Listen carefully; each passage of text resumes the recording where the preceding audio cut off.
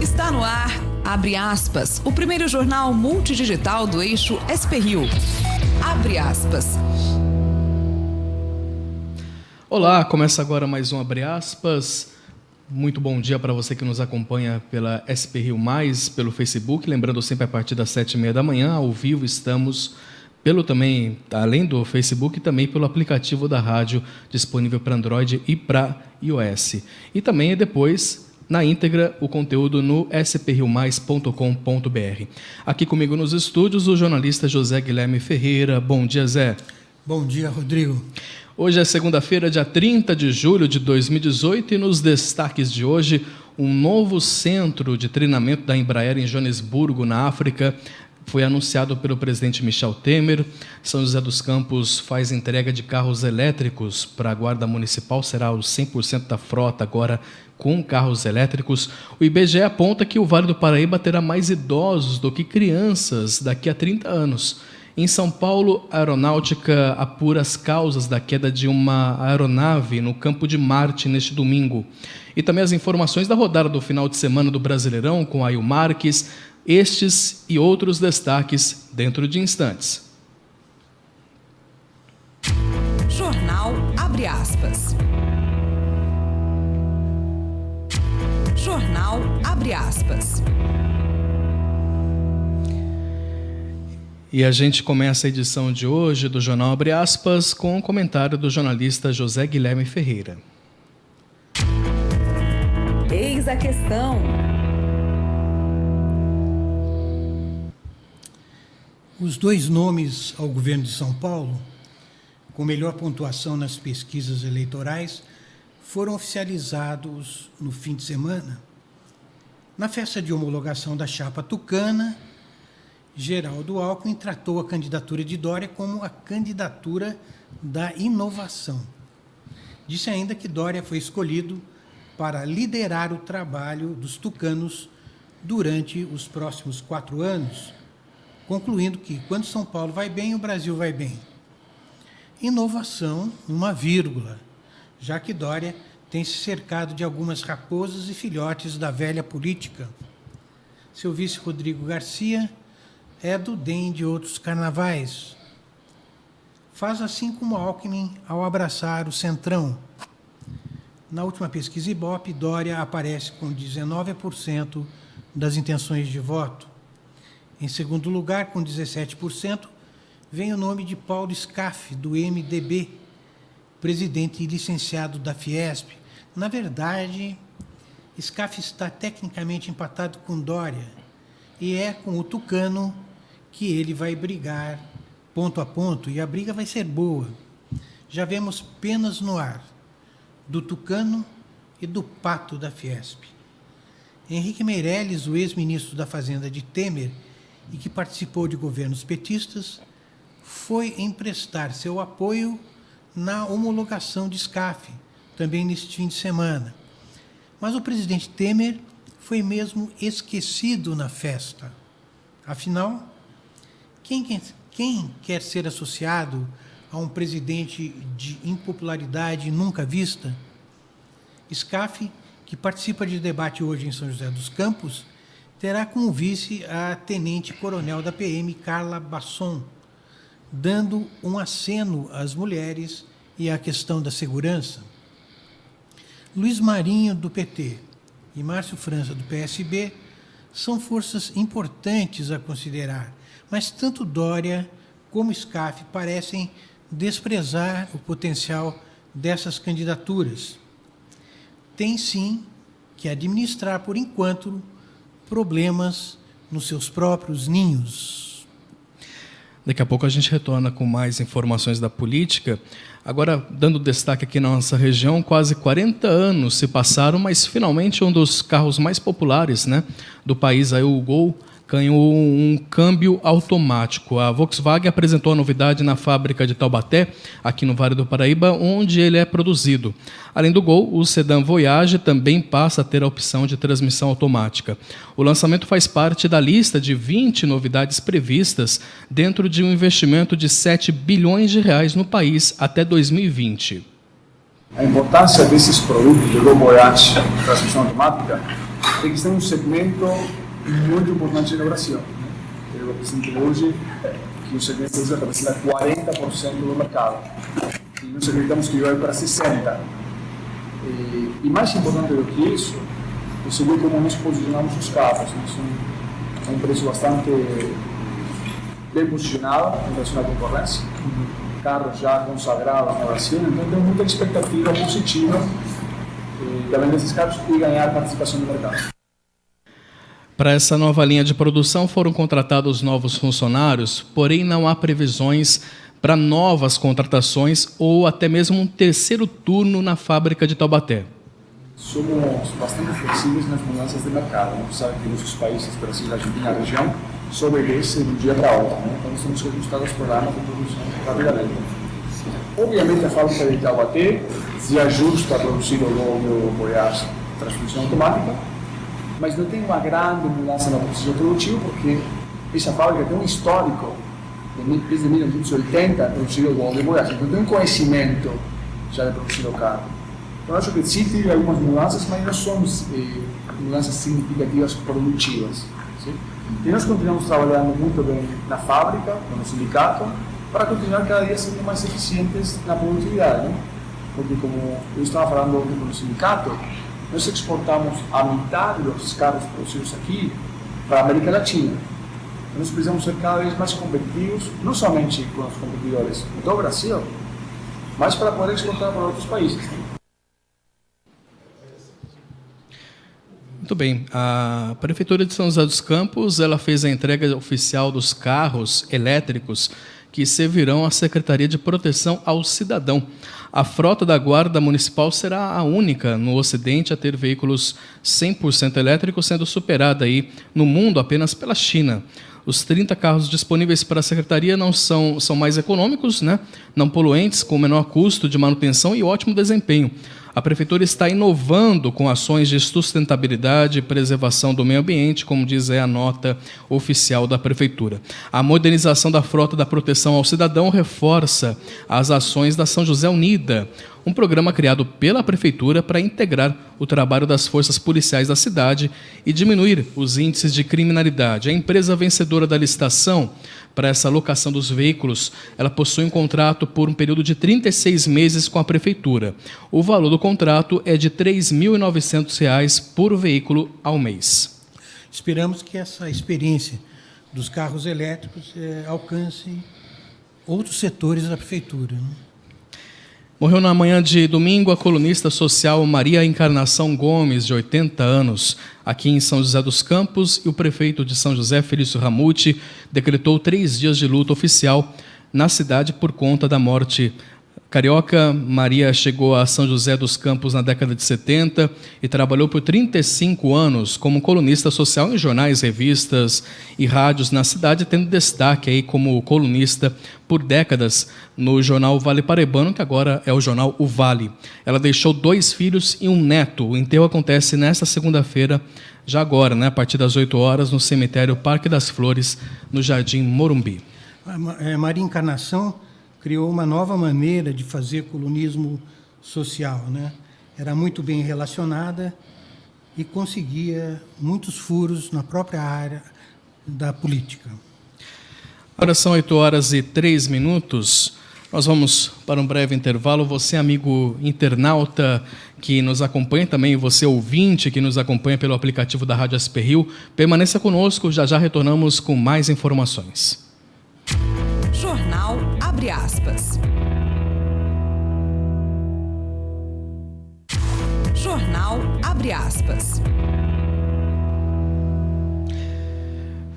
Muito bem, retornando para a edição de hoje, desta segunda-feira, dia 30 de julho, do Jornal Abre Aspas, e recebendo aqui nos estúdios, né, aqui da SP Rio Mais, o empresário Benedito de Freitas, que é conhecido aqui na região como Beni. Benedito Oliveira. Vieira. Olha, desculpa, vamos recomeçar. Benedito Vieira, Beni, que é dono da cooperativa de laticínios aqui de São José dos Campos. Bom dia, Beni, tudo bem? Bom dia, Rodrigo, bom dia, Zé Guilherme. Na realidade, não sou dono, né? Sou presidente. A cooperativa pertence a um grupo de cooperados. Né? Perfeito. Estamos aqui para a gente poder comentar e fica à vontade para fazer os comentários e participar aqui do Jornal Abre Aspas. Agradeço o convite. Olha, um centro voltado para atividades turísticas e culturais deve ser inaugurado até o mês de outubro deste ano em Guaratinguetá. A construção do espaço, ela integra uma série de ações que a Prefeitura promete realizar aí com o recurso de R$10 milhões liberado pelo DAD, o Departamento de Apoio ao Desenvolvimento das Instâncias do Governo Estadual. O local batizado como Centro Multiuso Turístico-Cultural está sendo construído no mesmo espaço em que havia um galpão histórico, construído em 1874. Como a estrutura do prédio já estava condenada, optou-se aí por reconstruir um espaço para a utilização de turistas e munícipes. Só para a construção do centro multiuso devem ser empregados aí cerca de R$1.600.000 do valor total do recurso do DAD, do Departamento de Apoio ao Desenvolvimento das Instâncias. A gente vem sempre comentando aqui, da importância desse fomento, Todo o equipamento voltado para o turismo é muito importante, O Vale do Paraíba entrará de vez na terceira idade daqui a 42 anos, em 2060. De acordo com a projeção do IBGE, divulgada na última semana, a população com mais de 60 anos aqui na região do Vale terá um crescimento de 32%. Crianças e jovens de até 19 anos terão uma retração daqui a 42 anos de 19,89%. A faixa etária de 20 a 39 anos perderá 21,2% da população. Já as pessoas entre 40 e 59 anos irão aumentar em 5,23%. Com isso, segundo a estimativa do IBGE, aqui no Vale do Paraíba saltará de 2,4 milhões de pessoas para 2,7 milhões, um crescimento aí de 11%. Vale reforçar que não apenas é registrado aqui na região do Vale do Paraíba, mas em todo o Brasil esse aumento aí para daqui a alguns anos aí, a projeção daqui para alguns anos do aumento da população mais idosa e também reforçando também as políticas públicas para, com relação às pessoas da terceira idade, pegando também a questão da reforma da Previdência, a questão previdenciária, tudo isso também tem que vir de acordo, junto com essa estimativa aí do IBGE.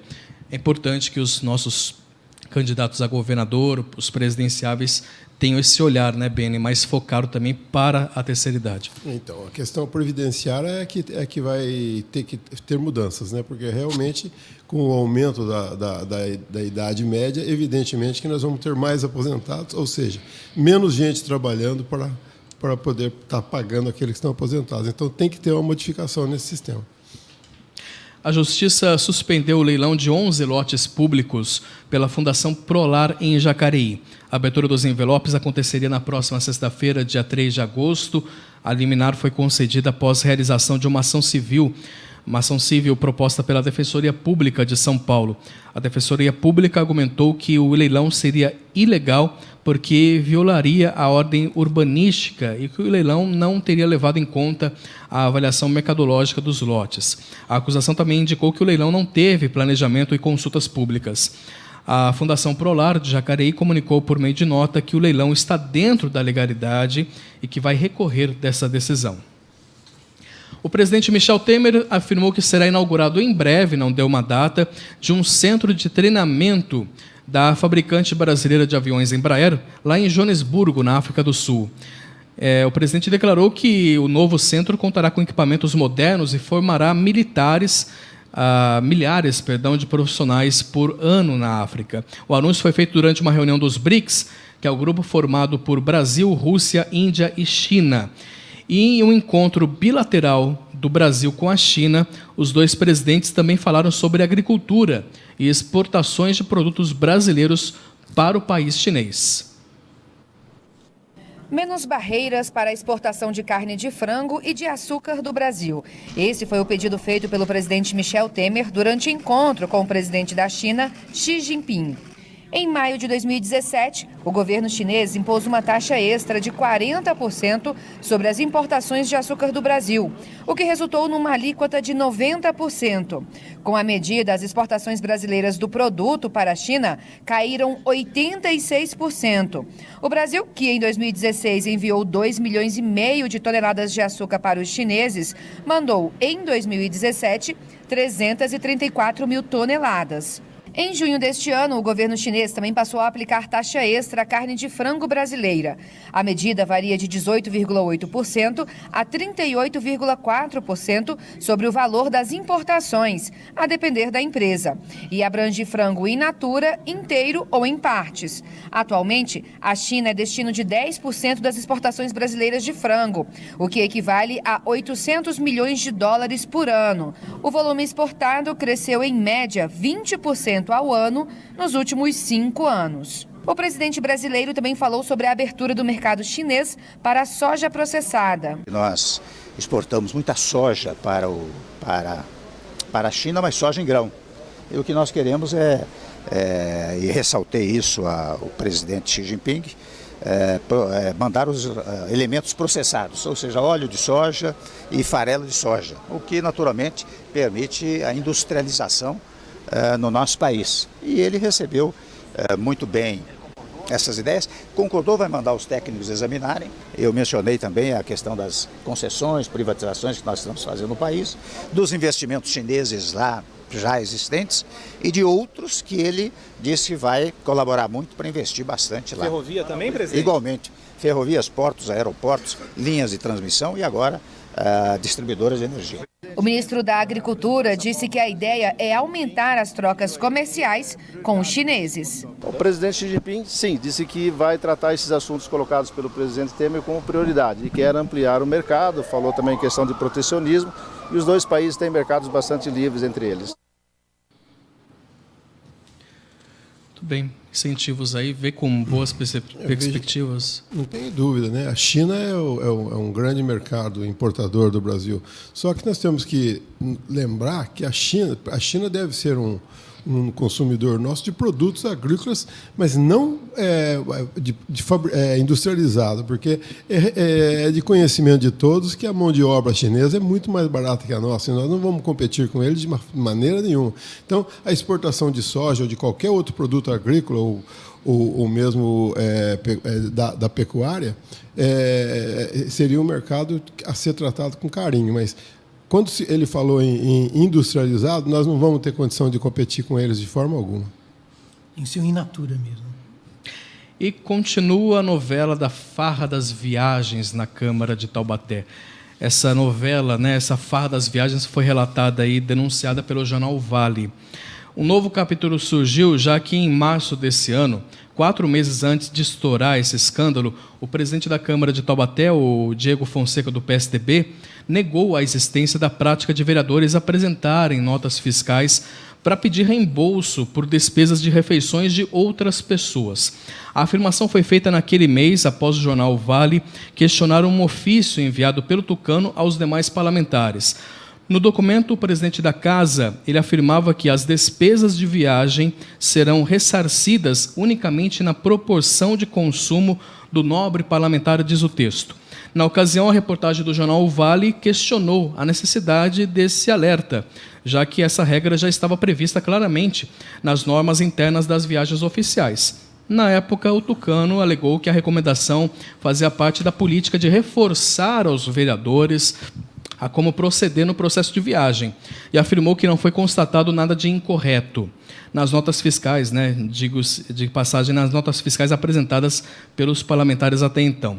No último final de semana, no entanto, o jornal Vale revelou que essa prática era comum na Câmara. Das 89 viagens oficiais analisadas pela reportagem, feitas de janeiro a maio de 2017, em 25, os vereadores foram ressarcidos por despesas de outras pessoas. Em outros 23 casos, as notas mencionavam refeições com supervalores de até quase 5 quilos e R$ 424. Ao todo, o escândalo atingiu 10 dos 19 vereadores, entre eles o próprio presidente da Câmara, o Diego Fonseca. Dos 10 vereadores envolvidos na farra das viagens, 2 são membros titulares da Comissão de Ética da Câmara, Vivi da Rádio, do PSC, e Alexandre Vilela, do PTB. Outro citado no escândalo está entre os 4 suplentes, que é o Douglas Carbone, do PCdoB. Os outros 7 parlamentares envolvidos nesse esquema da farra das viagens são Birilili de Ângeles e Diego Fonseca, do PSDB, o Bob e o Dentinho, do PV, Gorete Toledo, do DEM, Graça, do PSD e Gessé Silva, do Solidariedade.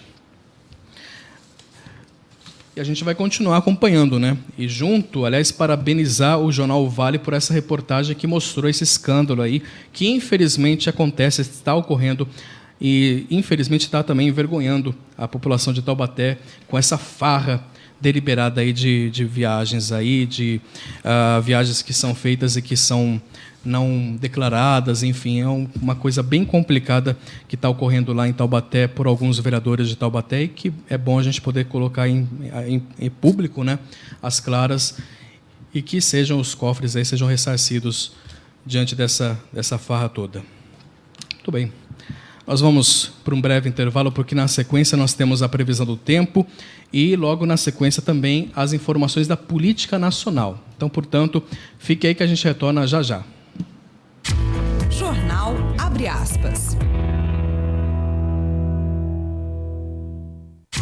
Jornal Abre Aspas.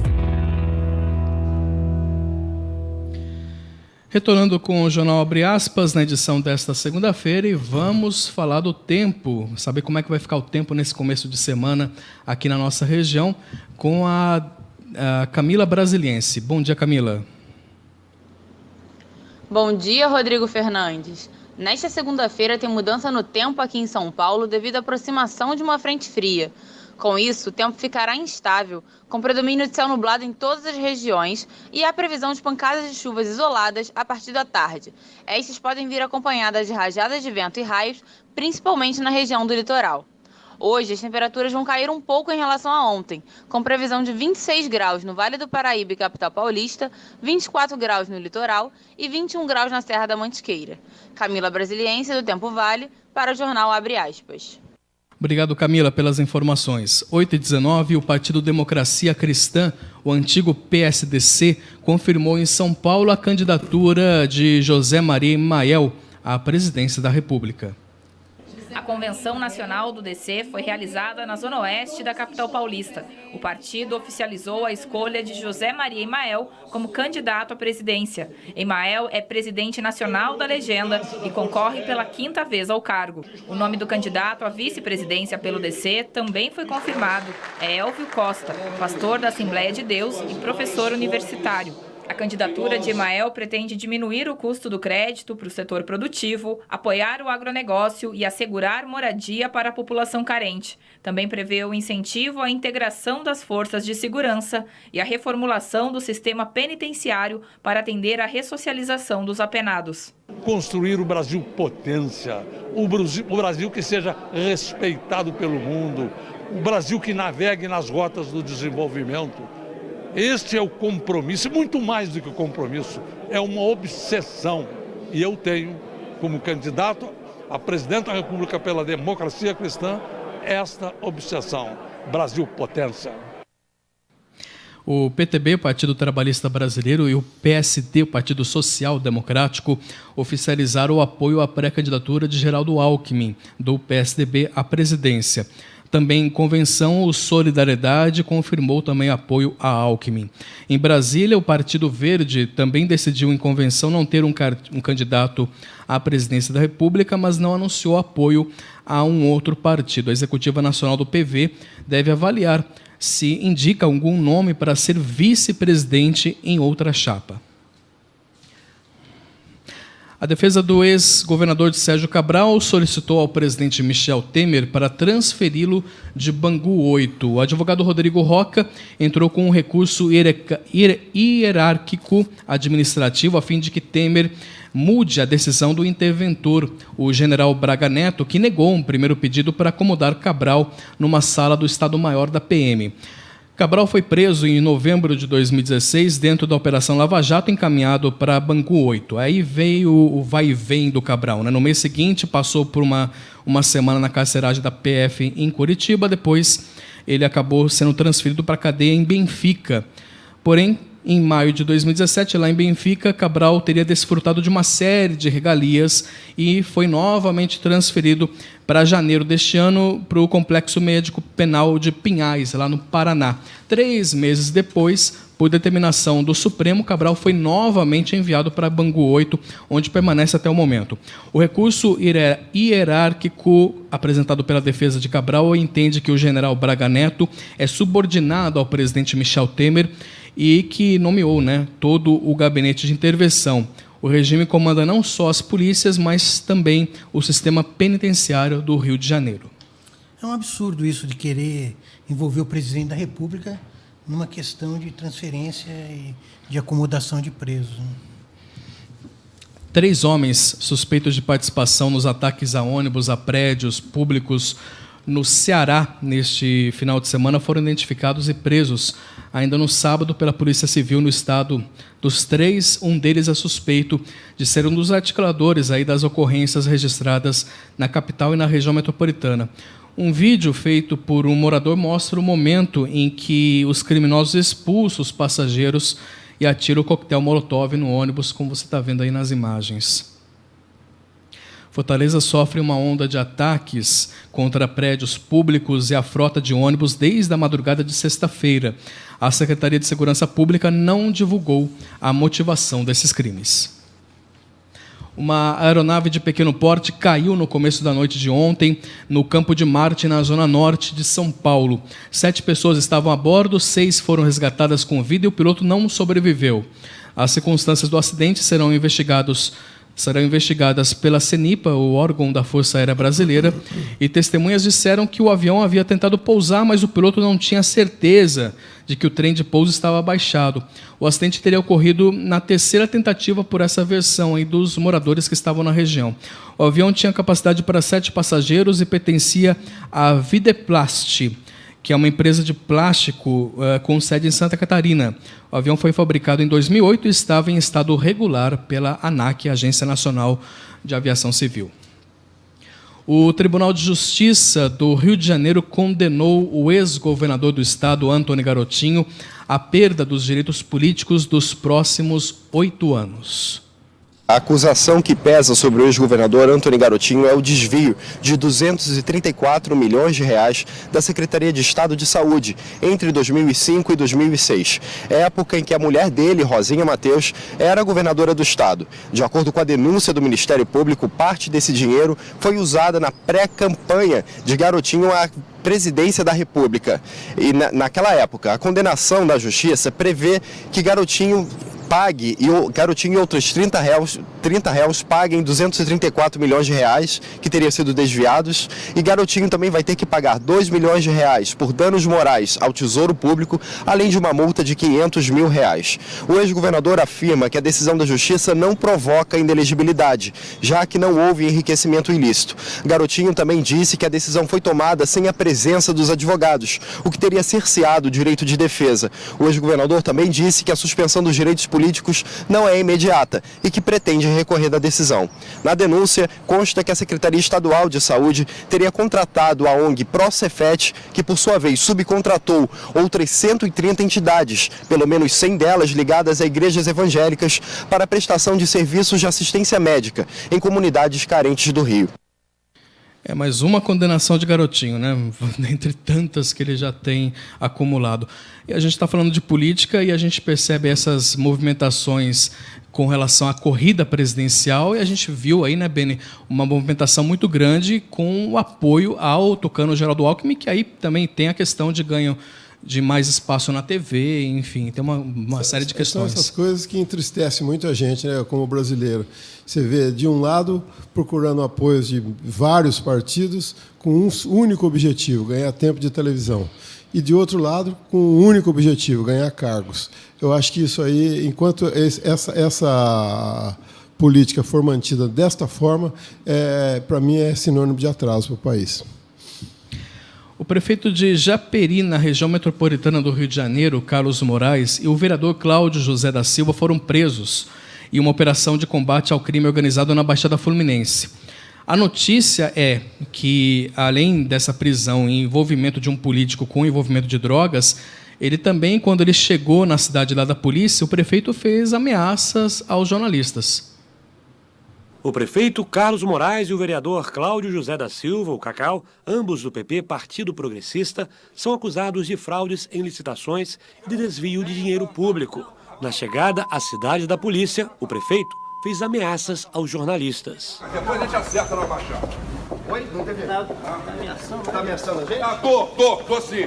Segundo a denúncia do Ministério Público, os recursos retirados da prefeitura eram destinados a traficantes que atuam no complexo do Guandu. De acordo com os investigadores, o prefeito e o vereador integravam o núcleo político da organização criminosa. Escutas telefônicas revelaram uma conversa do prefeito de Japeri com o traficante Breno de Souza, o BR. No telefonema, ele pede para Carlos Moraes ajudar a interromper uma operação policial realizada para impedir um baile funk promovido pelo tráfico. O prefeito prometeu que iria ajudar. Os policiais apreenderam na casa de Carlos Moraes uma pistola, munições, mais de R$34 mil e $850. Carlos Moraes foi eleito para a prefeitura de Japeri no ano passado. Esta é a segunda vez que ele ocupa o cargo. A notícia, envolvimento, mas também houve uma explícita ameaça aí aos profissionais de comunicação, a ABERT, a Associação Brasileira de Emissoras de Rádio e TV, e também o próprio Sindicato dos Jornalistas já se posicionou, e não dá para aceitar esse tipo de ameaça vindo de políticos para com o trabalho da imprensa, né? A gente defende aqui, a gente vai sempre defender o trabalho do jornalista, né? De forma aí para ele poder expor aí as notícias com total imparcialidade, mas sem nenhuma pressão por parte de político, seja qual for esse político. Envolvimento com crimes pesados, fica aí complicado também essa situação. Bom, nós vamos... a gente consegue fazer mais um bloco de intervalo? Vamos fazer mais um bloco de intervalo, vamos dar destaque para mais algumas notícias e depois a gente entra com o esporte, também trazendo os detalhes do esporte com o Ail Marques, mas tem mais informações aqui para você, amigo internauta e ouvinte, que está conosco acompanhando pela internet no SP Rio Mais. O Jornal Abre Aspas volta dentro de instantes. Jornal Abre Aspas. Jornal Abre Aspas. Retornando com a edição de hoje, desta segunda-feira do Abre Aspas, edição do dia 30 de julho de 2018. E olha, falando sobre economia, leiloada a primeira das 6 distribuidoras de energia elétrica da Eletrobras, a Companhia de Energia do Piauí, a Cepisa, a oferta garante redução de 8,5% aí para a conta de luz na região, né? E também uma arrecadação de mais de R$ 95 milhões ao Tesouro Nacional. A empresa Equatorial Energia venceu o leilão com 119 pontos e comprou a Companhia Energética do Piauí, a Cepisa. Com isso, ela se comprometeu a aumentar o capital da companhia em mais de R$ 716 milhões. A empresa também zerou a flexibilização tarifária, o que deve resultar em uma redução de 8,5% no valor da conta de luz. Além disso, vai pagar cerca de R$ 95 milhões aos cofres públicos. O modelo, a grandeza do trabalho foi justamente buscar modicidade tarifária, né? Me lembro há exatamente 14 anos, nós chegávamos lá no Maranhão, era a pior empresa, tinha os piores indicadores do Brasil, era a pior empresa, e havia um ceticismo se era possível se reverter aquela situação. E de pronto nós entramos já, realmente realizamos um trabalho, fizemos a SEMAR, hoje a empresa se orgulha de ser uma das melhores empresas, entregar qualidade, uma das melhores qualidades do Brasil, isso é motivo de orgulho, já por 5 anos estamos entre a primeira no ranking da qualidade. A questão da geografia ali, se você olhar a CELPA, a SEMAR e a própria CEPISA, ele vai permitir que a gente tenha um ganho sinérgico lá muito grande. E isso é uma coisa, nós provamos na SEMAR, fizemos na CELPA e realmente não será diferente da CEPISA. A Companhia Energética do Piauí, Cepisa, é responsável pela distribuição de energia elétrica para cerca de 1.200.000 consumidores. Ela atende a 224 municípios no Piauí e acumulava R$ 2,4 bilhões em dívidas. O processo de desestatização da companhia começou em 1997, mas só agora foi retomado com um programa programa de parceria de investimentos. Com muito sucesso, a iniciativa privada está somando com o governo para melhorar a vida das pessoas, dos usuários ali do estado do Piauí. O governo pretendia exatamente melhorar o serviço para a população e dar ao usuário a possibilidade de ter uma energia mais barata. O ministro de Minas e Energia, Moreira Franco, destacou que a empresa tem experiência na distribuição de energia na região. É uma empresa que já conhece a região. Ela fornece para o Maranhão, fornece para o Pará, e no Maranhão vem tendo um desempenho excepcional. Eu espero que a população do Piauí, o piauiense, possa daqui para frente começar a ter uma energia de mais qualidade, uma energia com preço mais justo e um serviço com mais eficiência, usando todo o potencial do Estado para que a energia passe a ser efetivamente um vetor, um fator de crescimento econômico, de geração de emprego e renda para o piauiense. O leilão da Cepisa é o primeiro no processo de desestatização da Eletrobras. As companhias de energia elétrica do Acre, Amazonas, Roraima e Rondônia são as próximas a serem leiloadas no dia 30 de agosto. Essa batalha das privatizações das distribuidoras de energia está só começando, né? Tem várias ainda para acontecer. Cerca de 800 venezuelanos já participaram do processo de interiorização que transfere esses imigrantes de Roraima para abrigos em outros estados. Parte desses integrantes vieram para Brasília na semana passada. No final do ano passado, Rosimar e Gimelso deixaram a Venezuela e vieram morar no Brasil. Foram para Roraima em busca de condições melhores de vida. O casal e 2 filhos estão entre as 50 pessoas do país vizinho abrigadas em Brasília no processo de interiorização dos migrantes. Estou buscando uma alternativa, buscando uma salvação para minha família. Em Venezuela a gente se está muriendo de hambre. Los niños están desnutridos. Los hospitales no sirven. Entonces yo no quiero eso para mi familia. Depois de passarem vários meses em abrigos muitas vezes precários em Roraima, as 12 famílias que vieram a Brasília foram acomodadas em 4 casas como estas aqui nas aldeias infantis, onde terão um mínimo de conforto para planejar e reorganizar a vida em um novo país. Em Roraima, muitas famílias tiveram que ficar abrigadas em barracas. É o caso de Dedianira e Carlos e do filho deles, Héctor, que tem 2 meses e nasceu no Brasil. Agora é diferente. O sea, por nosotros podemos estar donde sea, pero con el bebé no. Y bueno, de verdad muy cómoda la casa. Con las familias que estamos también una comodidad, oye, que no esperábamos. A instituição estima que as famílias fiquem em média 6 meses hospedadas lá. Nesse tempo, vão receber ajuda para conseguir trabalho e matricular as crianças na escola.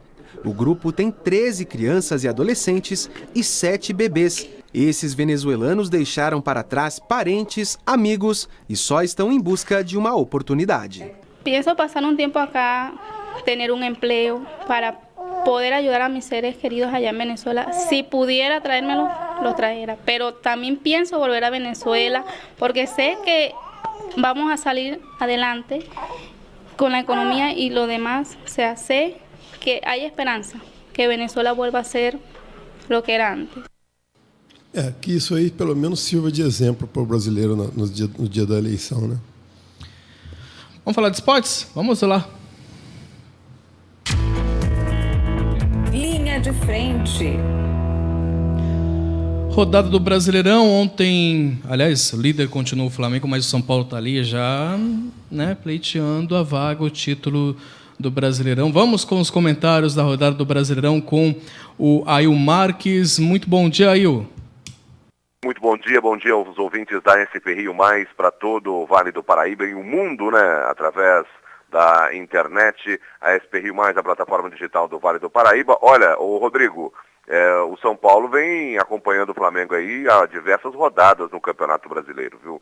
E não será novidade se, por exemplo, na próxima rodada vier a ultrapassar o Flamengo. Não será fácil. O São Paulo vai enfrentar a equipe do Vasco da Gama, que não veio bem. Falando em Vasco da Gama, ontem o torcedor do Vasco sofreu 2 vezes, né? Sofreu pela manhã torcendo para o Vasco e acabou sendo goleado por 4-1 contra o Corinthians, e depois sofreu à tarde, torcendo contra o Flamengo, e acabou perdendo mais uma vez por 4-1. Olha, o torcedor do Vasco ontem está de cabeça inchada, viu? Começou a semana de cabeça inchada. Falando nisso, aproveitar e mandar um grande abraço para o meu amigo Hermes Moreira, lá de Arapeí, que está acompanhando, está ouvindo aí as informações e está triste com o Vasco da Gama dele. Bem, seguindo, viu, Rodrigo, só lembrando, nós tivemos aí ainda a rodada completa com o São Paulo vencendo, e um jogo difícil do São Paulo, viu? O resultado do São Paulo foi importantíssimo, porque o São Paulo jogou fora de casa contra a equipe do Cruzeiro.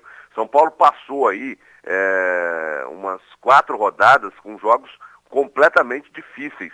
Flamengo, Corinthians, Grêmio e Cruzeiro agora. E o São Paulo fez 9 pontos de 12 contra 4 postulantes aí ao título. E numa dessas o São Paulo dispara, viu? Numa dessas o São Paulo dispara.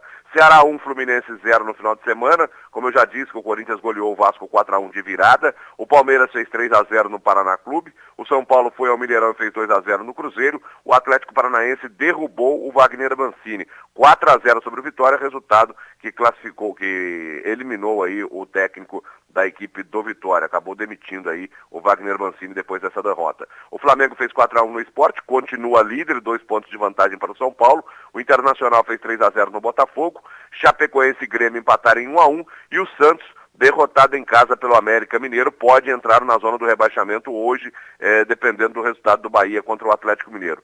Santos 0, América Mineiro 1. Bahia e Atlético Mineiro jogam na Fonte Nova. Se o Bahia vencer, o Santos entra na zona do rebaixamento do Campeonato Brasileiro. O artilheiro único do Campeonato Brasileiro neste momento é Pedro. Na verdade não é o único, né? Tem o Roger Guedes. Mas o Roger Guedes já não está mais no Brasil. Então o Pedrão, da equipe do Fluminense, é o centroavante com mais gols, é o atacante com mais gols aí, 9 gols do Campeonato Brasileiro, é o líder até aqui. Final de semana também com lutas, viu? Lembrando que nessa semana teremos aí, não teremos a rodada do Campeonato Brasileiro. Amanhã a gente vai estar falando de Copa do Brasil e Libertadores. Ontem, no final de semana, o José Aldo voltou a lutar e venceu aí o Jeremy Stephens por nocaute técnico ainda no primeiro round. Aquela luta rápida, né? Não deu muito tempo. Até porque o Zé Aldo está mais velho um pouco, está mais cansado. Se ele demorar um pouco, o rapaz que é mais novo é capaz de atrapalhar a vida dele. Então ele acabou eliminando o problema rapidinho, sem dor de cabeça, e acabou vencendo aí e vai brigar pelo título lá na frente, viu? Tivemos no final de semana também a Fórmula 1, Grande Prêmio de Hungaroring, na Hungria, com Lewis Hamilton da Mercedes vencendo mais uma, Sebastian Vettel da Ferrari chegando em segundo, Kimi Raikkonen da Ferrari em terceiro, Daniel Ricciardo da Red Bull em quarto e o Valtteri Bottas da Mercedes em quinto. Os resultados: no 12ª etapa do Mundial de Fórmula 1, o Lewis Hamilton lidera o campeonato, continua liderando a competição com 213 pontos. Ele está aí à frente de Sebastian Vettel, que tem 189, e o Kimi Raikkonen tem 146 pontos. A próxima etapa do Mundial acontece no dia 26 de agosto, no circuito de Spa-Francorchamps, na Bélgica. 13ª etapa do Mundial, lembrando que Lewis Hamilton abriu vantagem agora, mesmo ele perdendo na próxima etapa, ele continuará líder da competição. São os principais destaques desta segunda-feira. Amanhã a gente vai estar falando de outras modalidades esportivas, com destaque aí também para o basquete, para o Campeonato Paulista. Lembrando que tivemos o início do Paulista nesse final de semana, com derrota de Mogi das Cruzes, mas a gente deixa para amanhã, dentro da programação aí no Abre Aspas. Ok, Rodrigo? Um grande abraço e até amanhã. Muito bem, obrigado, Ail, pelas informações. Você falou que tem muito chão ainda pela frente, mas... O Campeonato Brasileiro é muito longo, né? E tem muita mudança, né? Nós tivemos o Corinthians, por exemplo, que vendeu metade do time, todo mundo achava que ele ia cair, e surpreendeu, vencendo o Vasco de 4-1 com o time que tinha lá. Então, muda muito. Eu acho que o pessoal costuma falar em cavalo paraguaio, não é isso. Às vezes o time que está liderando, por algum motivo, é alcançado. E nós temos aí uns 6 ou 7 equipes brasileiras com chances de ser campeões. Então, embora o Flamengo esteja há muito tempo na liderança, não significa que está tudo decidido, não. Deixa eu fazer um comentário aqui. Na verdade, o Neymar postou ontem um vídeo de um dos seus patrocinadores. Até queria a opinião de vocês, porque ele foi muito criticado aí na Copa, durante a Copa. E ele postou um vídeo, num texto longo até e tudo mais, e ele coloca assim na legenda: eu caí, mas só quem cai pode se levantar. Você pode continuar jogando pedra ou pode jogar essas pedras fora e me ajudar a ficar de pé. Porque quando eu fico de pé, parça, o Brasil inteiro levanta comigo. Essa posição do Neymar, você acha que realmente ele está sendo... não sei, ele está sendo criticado demais, é muita pressão em cima dele, é um jovem... Ele tem muito talento, mas... Não tem dúvida. Eu acho que é brincar demais, né? Eu acho que ele tem que mais que levar na brincadeira isso aí. Realmente ele é o nome da equipe brasileira. Agora, ele cai demais, mas também ele é caçado demais, né? A verdade é essa, né? E ficou como brincadeira, né? Hoje até o cara vai filmar com o telefone e fala na posição Neymar, deita o telefone. Quer dizer, virou brincadeira. Eu acho que ele deve, assim como o Ronaldo, fenômeno, levou na brincadeira muita coisa que foi feita com ele deve também fazer o mesmo. Muito bem. Eu acho que não dá para levar a sério uma coisa que virou piada, né? Piada, ele tem que entrar na piada, aí acabou. Ficou a frase final, porque quando eu fico de pé, parça, o Brasil inteiro levanta comigo. Isso aí. Então, legal. Que venha 2022, né, lá em Catar, né? Lá ele vai estar bem mais maduro, né? Eu acredito que o talento ninguém perde de uma Copa para outra. Agradecer a presença do Beni, agora... Beni Vieira, presidente da Cooper, deixa eu corrigir, perdão pelo começo. Que isso. É a emoção da presença. Mas muito obrigado, Beni. De qualquer maneira, eu agradeço a SPRI mais aqui, o Zé Guilherme, você, Rodrigo, Maurício, pelo convite, e nós estaremos sempre prontos a atender o seu convite. É um prazer muito grande para nós estarmos aqui. Obrigado. E, Zé, a gente se encontra amanhã, então. Até amanhã. Muito obrigado pela sua participação, pela sua audiência. A gente se reencontra amanhã, a partir das 7h30 da manhã. E lembrando que o conteúdo na íntegra está no spriomais.com.br. Um forte abraço e até amanhã.